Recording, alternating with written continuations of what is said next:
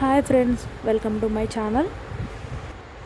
ఈరోజు మనం ఎంతో టేస్టీగా ఉండే పావ్ బాజీని ఇంట్లోనే ఎలా ప్రిపేర్ చేసుకోవాలో చూద్దాం రండి.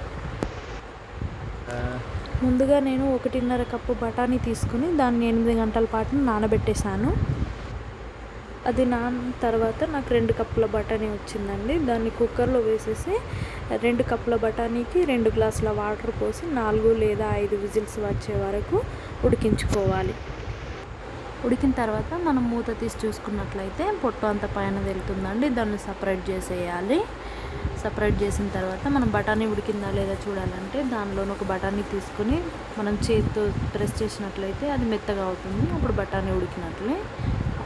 ఈ బఠానీని మనం ఒక 1/2 కప్ వరకు సపరేట్గా ఒక బౌల్లో తీసుకొని పక్కన పెట్టేసుకోవాలండి. ఇలా పక్కన పెట్టేసుకున్న తర్వాత మనకు మిగిలిన బఠానీ ఉంటుంది కదా అండి, దాన్ని మనం ఒక మిక్సీ జార్లో వేసేసుకోవాలి. మిక్సీ జార్లో వేసుకున్న తర్వాత దాన్ని మెత్తగా అయ్యే వరకు గ్రైండ్ చేసుకోవాల్సి ఉంటుందండి. ఇప్పుడు స్టవ్ పైన ఒక కడాయి పెట్టుకొని దానిలో 2 టేబుల్ స్పూన్ల వరకు ఆయిల్ వేసుకోవాలి. సన్నగా తరిగిన ఒక పెద్ద ఉల్లిపాయను వేసి వేయించుకోవాలి. 1 నిమిషం పాటు ఇలా వేయించుకున్న తర్వాత అందులోనే మనం ముందుగా తయారు చేసి పెట్టుకున్న టమాటా ప్యూరీని, ఇది నేను 2 పెద్ద టమాటాలు తీసుకొని ప్యూరీ చేశానండి, దీన్ని కూడా వేసుకొని బాగా మిక్స్ చేయాలి. ఇలా 1 నిమిషం పాటు వేయించుకున్న తర్వాత అందులో 1 స్పూన్ సాల్ట్ని యాడ్ చేయండి. సాల్ట్ని యాడ్ చేసి బాగా కలిపిన తర్వాత అందులో 1/2 స్పూన్ టర్మరిక్ అంటే పసుపుని కలపండి.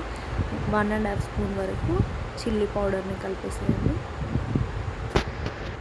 కారం కూడా కలిపేసిన తర్వాత దాన్ని బాగా మిక్స్ చేసుకోవాలి. తర్వాత దీనిలో ధనియా పౌడర్ మరియు చాట్ మసాలా వేసి బాగా కలుపుకోండి.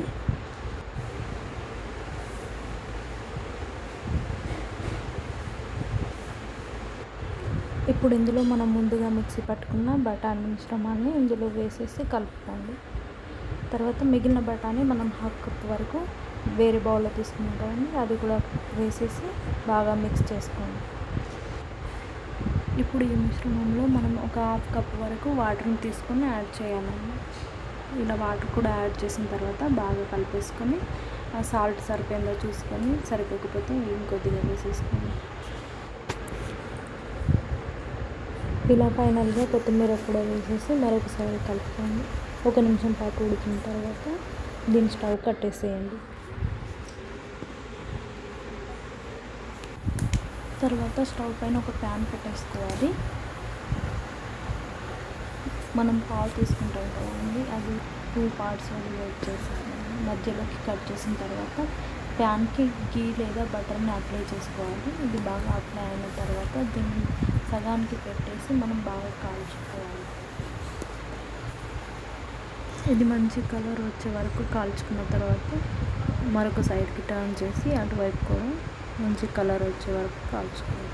ఇలా చేయడం వల్ల బన్ ఎంతో టేస్టీగా ఉంటుంది మరియు క్రిస్పీగా కూడా అవుతుంది. ఇప్పుడు ఈ బన్స్ అన్నింటిని కలిపి ఒక ప్లేట్లో అమర్చుకున్న తర్వాత మనం ముందుగా తయారు చేసుకున్న కర్రీ ఉంది కదండి, దాన్ని ఒక ప్లేట్లో అమర్చుకొని దానిపైన ఉల్లిపాయను మరియు కొత్తిమీర, కొద్దిగా నిమ్మరసాన్ని పిండిన తర్వాత దానిపైన కర్డ్ మరియు సేవ్ వేసి గార్నిష్ చేసుకోండి.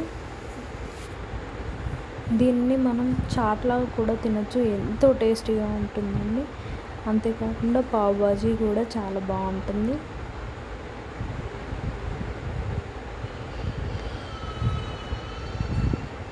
రెడీ, ఎంతో టేస్టీగా ఉండే పావ్ బాజీ రెడీ అయిపోయింది.